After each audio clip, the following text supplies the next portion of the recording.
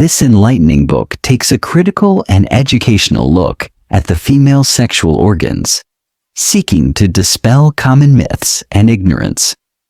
Through thorough examination, Enright exposes how cultural, educational, and economic forces have long impacted the understanding of women's sexual health. From tackling the myth of the hymen to addressing the challenges associated with menstruation under societal norms, Vagina is a candid exploration of the subjects often left out of mainstream discussions. The book stands as a transformative read for those aiming to acquire a comprehensive understanding of women's reproductive systems and offers implications for broader sexual education reform. Lynn Enright, an accomplished Irish-born journalist now based in London, draws on her extensive experience with notable publications such as Vogue, The Guardian, and the Financial Times, to create a narrative that is both accessible and authoritative. Vagina is an essential read for anyone possessing a vagina, those aiming to foster a greater understanding of women's sexual health, and readers interested in the impact of comprehensive, positive sex education on society. Join us as we uncover the often overlooked aspects of sexual health, guided by Enright's expert insights.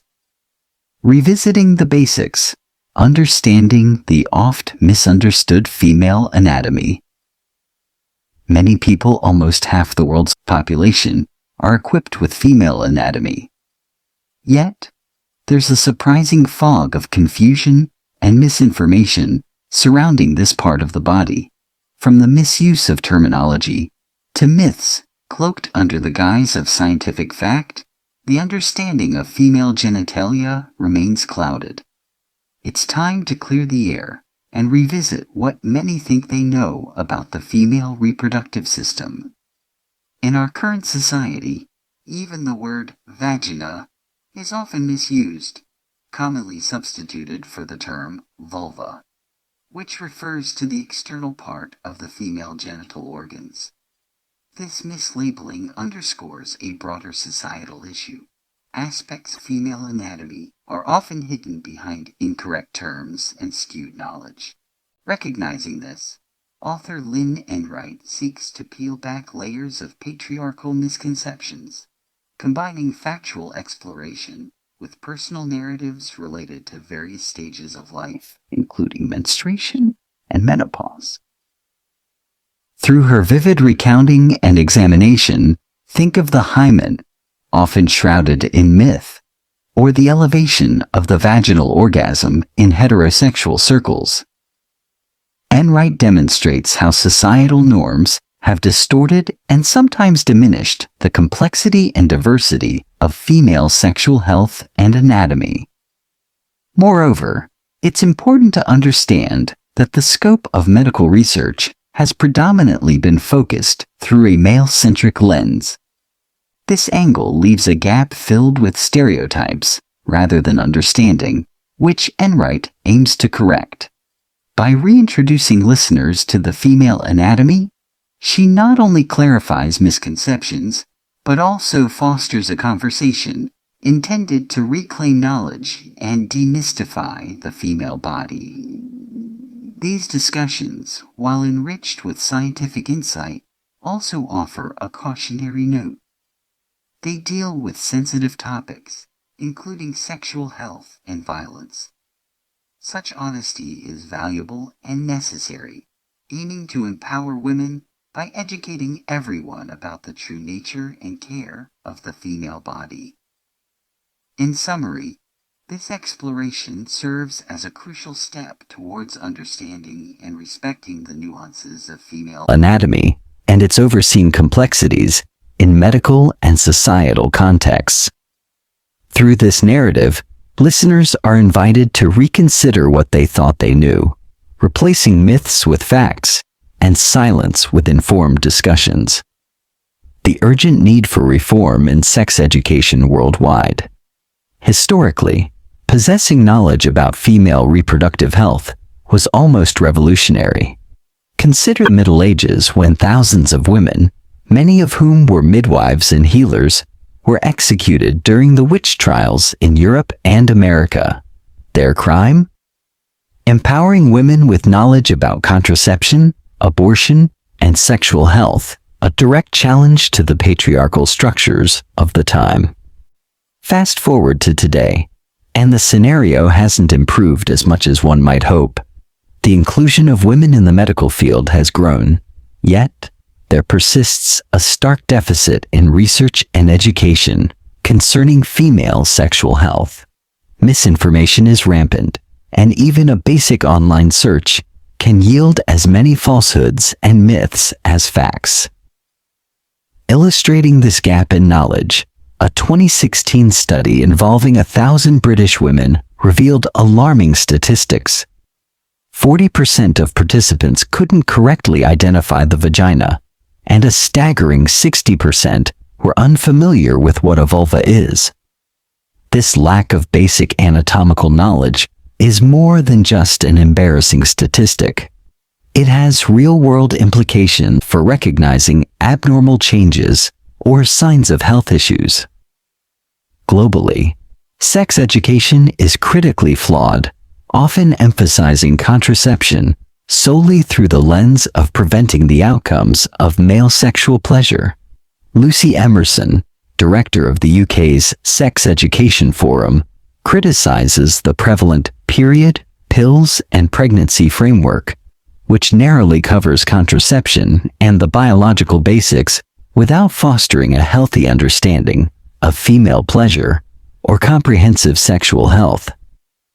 In English schools, the situation is particularly dire, with Emerson estimating only about 1 in 15 schools approach sex education in a progressive, sex-positive manner.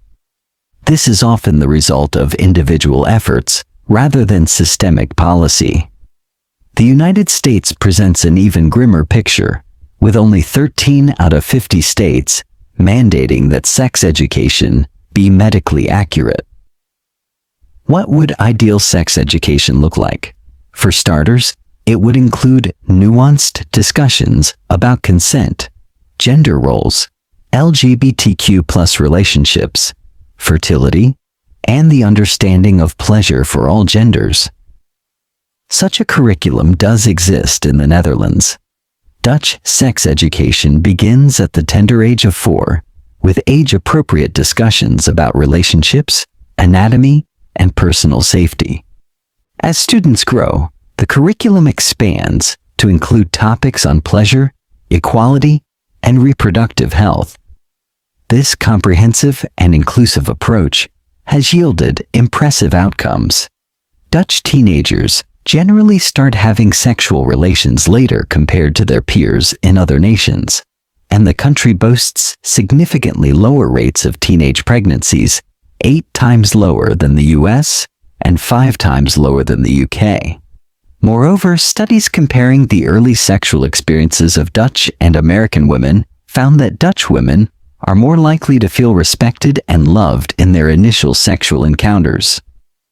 The contrast starkly highlights the need for a global shift towards more inclusive, accurate, and affirming sex education.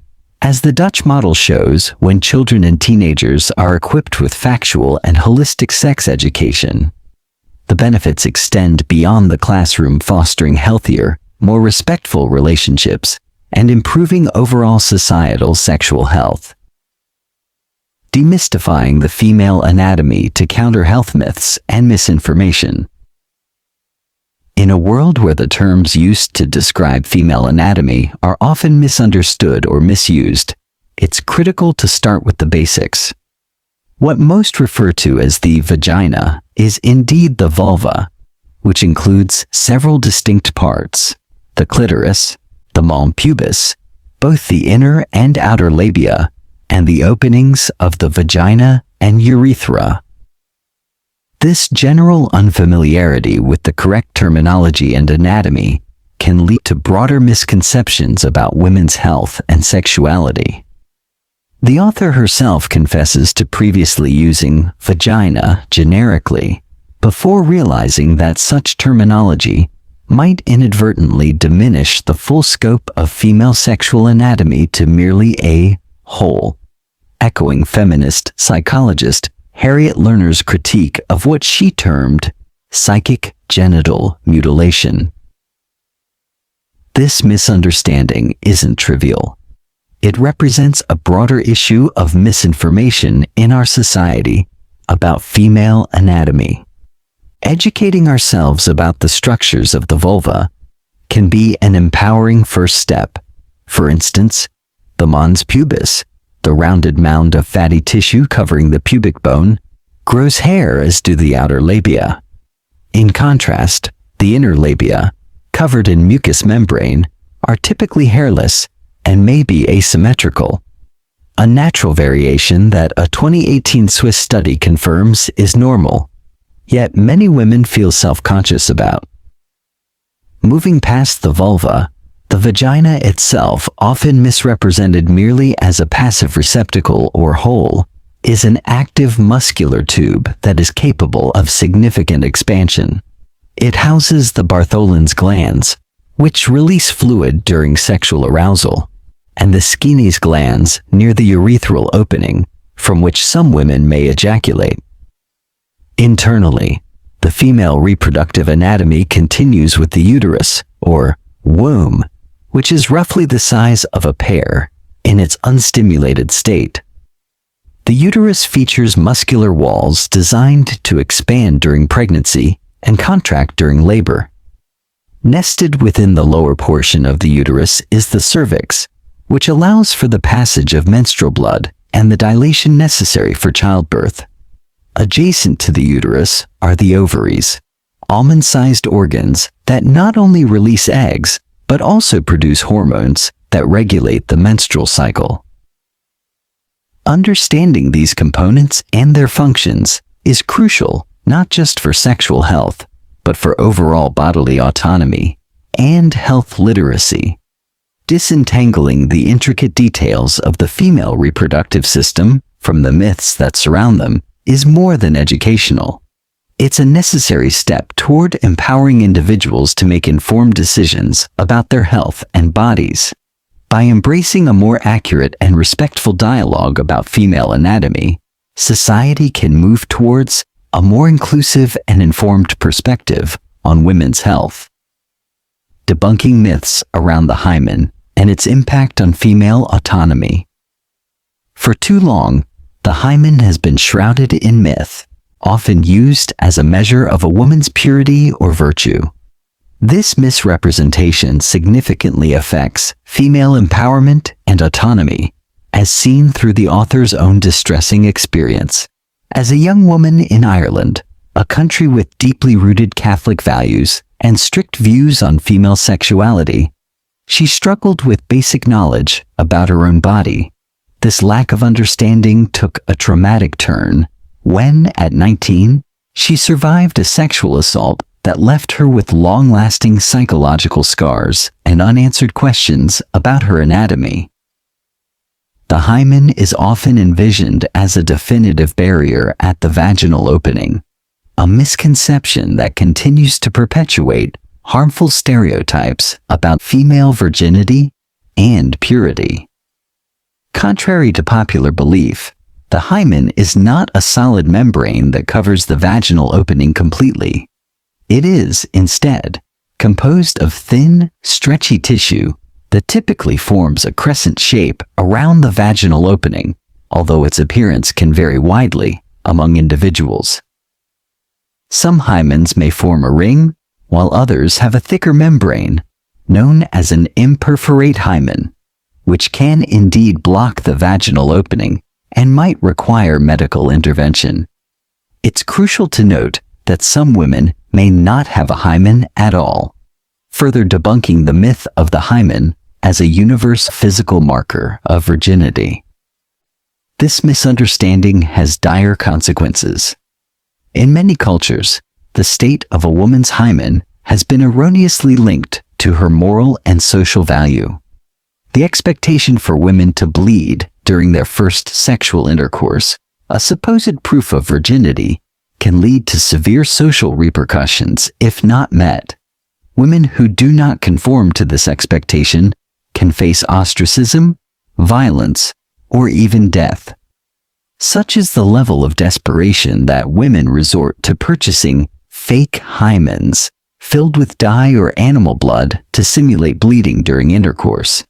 Furthermore, some undergo surgical procedures to reconstruct their hymen to conform to societal expectations of bleeding during post-marital intercourse. This misuse of the hymen as a tool to assert control over women's bodies and sexuality underscores a broader societal need to correct misinformation around female anatomy.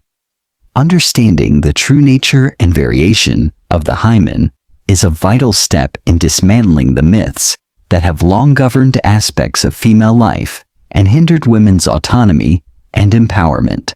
By confronting and correcting these myths, we can start to reclaim the narrative around female bodies and their sexual rights, fostering a more informed and respectful dialogue about women's health and sexuality. Unveiling the clitoris, a journey from neglect to understanding in a pleasure-discouraging society. Throughout history, the significance of the clitoris, a key source of female sexual pleasure, has been overshadowed by societal indifference and ignorance. In many educational settings, this critical organ is often overlooked, and scientific study on the clitoris has been dismissively scant, reflecting a broader societal trend that trivializes women's sexual pleasure.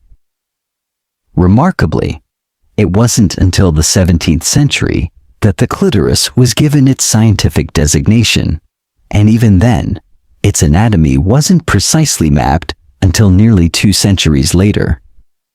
These illustrations revealed not just the external glands and hood, but also the internal shaft and the crura, which are leg-like structures extending beneath the vulvous tissue.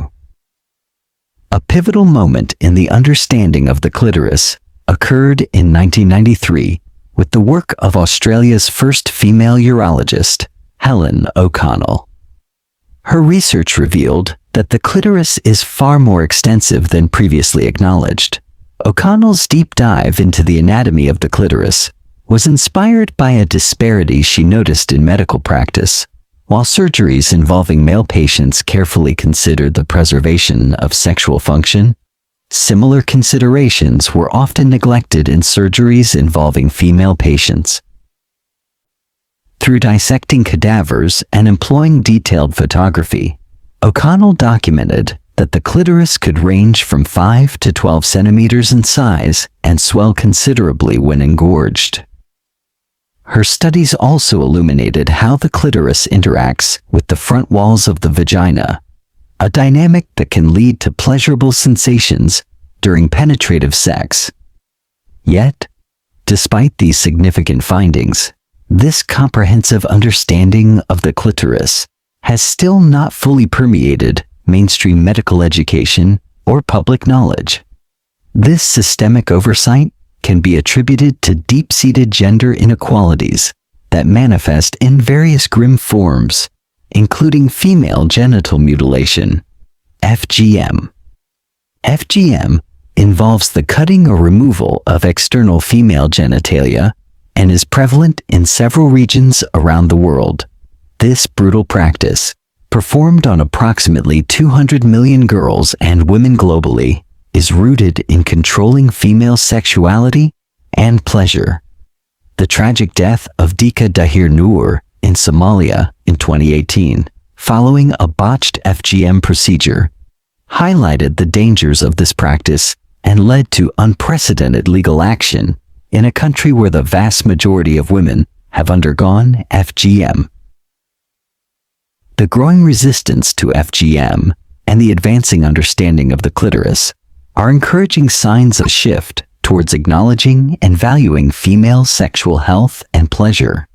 As this knowledge continues to spread, it offers hope for a future where female anatomy is neither shrouded in mystery nor subjected to harmful practices, but is understood, respected, and celebrated.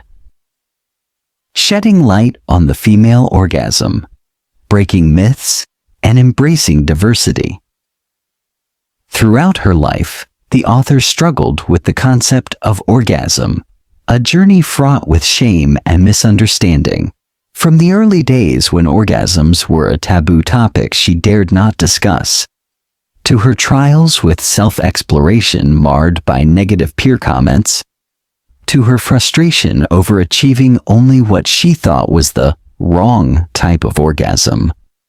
Her experiences reflect a broader societal issue.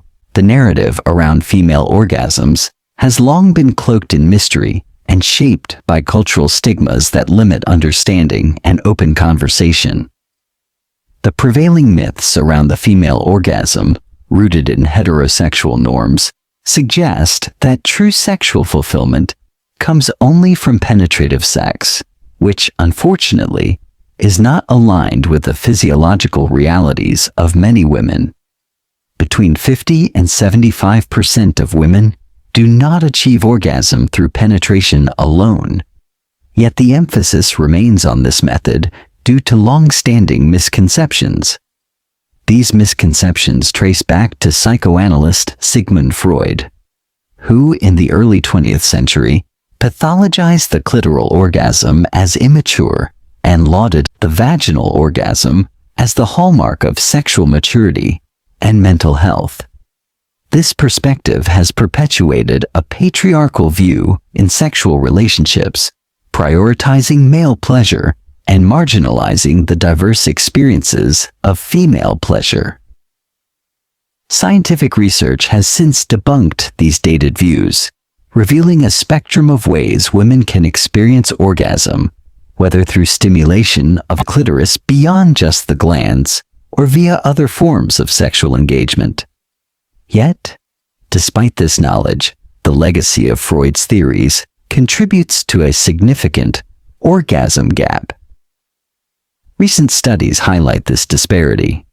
While 95% of heterosexual men regularly achieve orgasm in sexual encounters, only 65% of heterosexual women report the same, and the figures drop even more dramatically in casual relationships. This gap suggests not just biological differences, but also a cultural discrepancy in how women's sexual satisfaction is perceived and prioritized. It points to a need for more open and informed discussions about female pleasure, emphasizing that women's orgasms should not be seen through the lens of male-centric views of sex, but should be understood in their own right. By bringing discussions about the female orgasm into the open and debunking the myths that surround it, we can begin to address and diminish the orgasm gap. This requires a cultural shift towards valuing female pleasure equally and educating all genders about the diverse ways in which women can experience and enhance their sexual satisfaction. Ultimately, embracing this complexity not only enriches individual relationships, but also advances gender equality in the broader context of social and sexual interaction. Addressing the cultural stigma around female reproductive health. In a pivotal move in 2017, the UK's National Institute for Health and Care Excellence, also known as NICE, made a crucial declaration requiring medical professionals to attentively listen to women presenting symptoms of endometriosis. This condition, marked by the growth of tissue akin to the uterine lining outside the uterus, subjects many to excruciating pain, bleeding, and extensive health complications, potentially leading to infertility if left unchecked. Despite its severity, the diagnosis of endometriosis often encounters alarming delays, averaging 7 to 8 years, underlining a systemic negligence in addressing women's reproductive health. Such oversight is not just a modern issue. Historical accounts from figures like writer Hilary Mantel who struggled in the 1970s and 80s to receive treatment for endometriosis, reveal a disturbing trend. Textbooks at the time pigeonholed sufferers as predominantly anxious, affluent, well-educated women, influencing both the perception and treatment of less privileged patients. This bias underscores a broader cultural pattern where women's pain is often dismissed as exaggeration, leading to inadequate medical responses. The disparity in healthcare extends beyond diagnosis. Studies from the US and Europe highlight that women frequently experience longer waits in emergency rooms compared to men and are more likely to be prescribed sedatives instead of proper pain management treatments. This disparity suggests a deeply ingrained skepticism toward female-reported pain, lacking any scientific basis to justify such unequal treatment. Aside from physical health issues, societal pressures about appearance also significantly impact women's emotional well-being.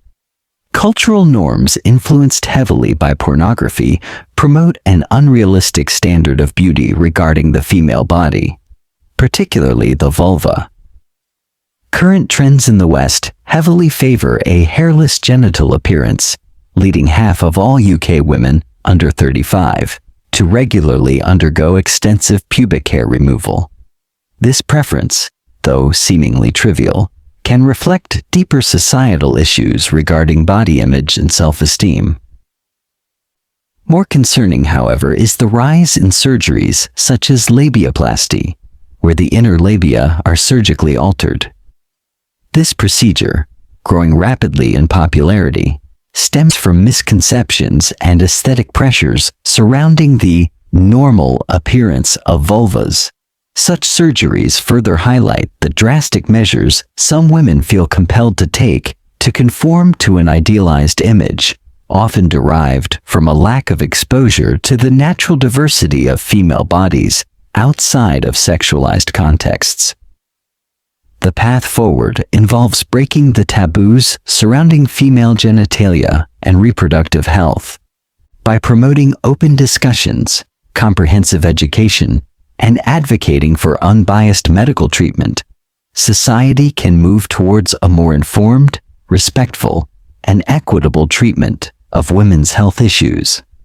Understanding and addressing these deeply rooted cultural and medical biases are essential steps in correcting misconceptions and ensuring that women's health issues are taken as seriously as they undoubtedly should be.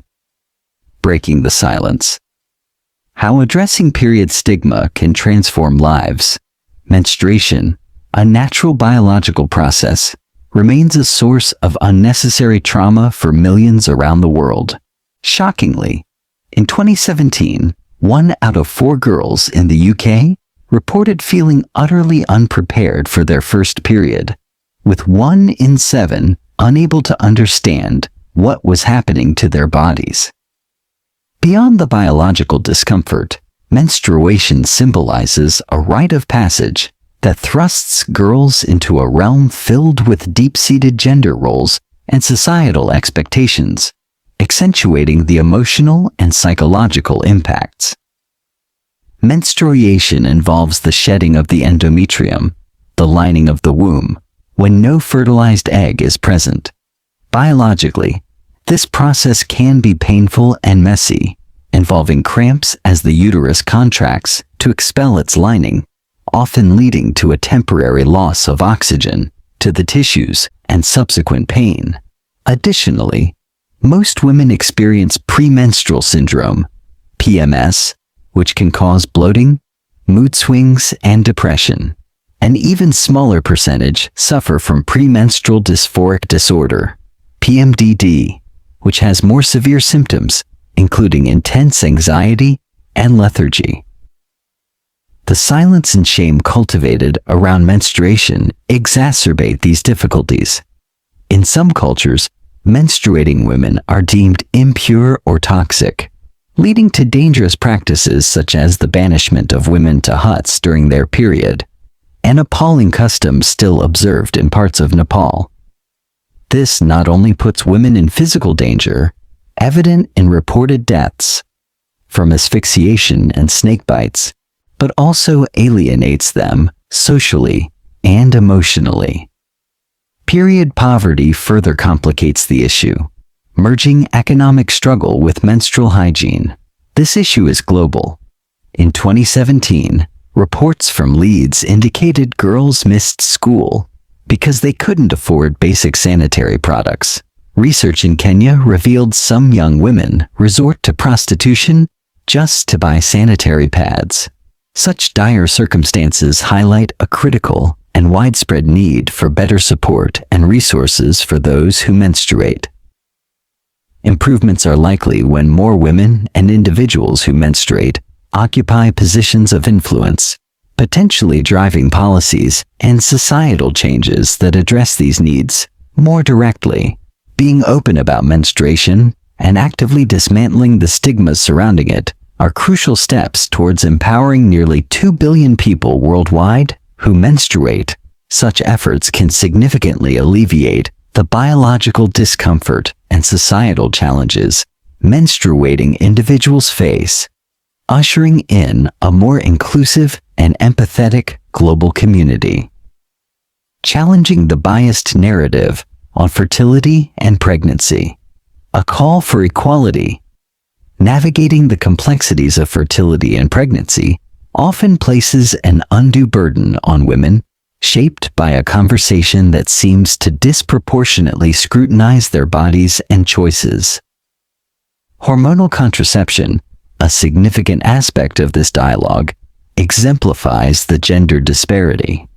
While women contend with side effects ranging from depression to potentially life-threatening blood clots, the development of male hormonal contraceptives has been stymied time and again due to similar side effects, ones deemed unacceptable when experienced by men. This inequality extends to discussions about fertility. Common narratives emphasize the woman's biological clock, while overlooking significant factors like male infertility, which accounts for half of all fertility issues unrelated to a woman's age. Issues like declining sperm count and other male reproductive challenges are seldom highlighted, reflecting a societal discomfort with undermining traditional perceptions of male potency. The dialogue surrounding pregnancy and childbirth is similarly narrow. The standardization of pregnancy experiences conceals the profound variability among individuals. It was only through personal anecdotes from friends that the author came to understand the diverse realities of pregnancy and childbirth, which can range dramatically in their physical and emotional impacts. One stark example of where more awareness is needed is the practice of episiotomy, an incision made in the perineum during labor. While sometimes necessary, this procedure is often performed without the explicit consent of the person giving birth, pointing to a broader issue of autonomy in childbirth. Having a birth plan can be a significant step toward reclaiming this autonomy. Such a plan allows individuals, whether women, trans, or non-binary, to articulate their needs and preferences during labor, fostering a sense of empowerment and ensuring their voices are heard in critical moments. To reshape the discussion on fertility and pregnancy, it's essential to advocate for a more inclusive and equitable dialogue that respects and acknowledges the experiences of all individuals involved, not just women. By broadening the narrative to include men's roles and diverse experiences of pregnancy, and by ensuring that practices like episiotomies involve informed consent, society can make strides toward a more just and understanding approach to reproductive health. This shift in conversation can translate into policies and practices that align more closely with the needs and rights of everyone, leading to better health outcomes and a deeper mutual respect. Expanding the dialogue. Ensuring inclusivity in discussions on sexual health.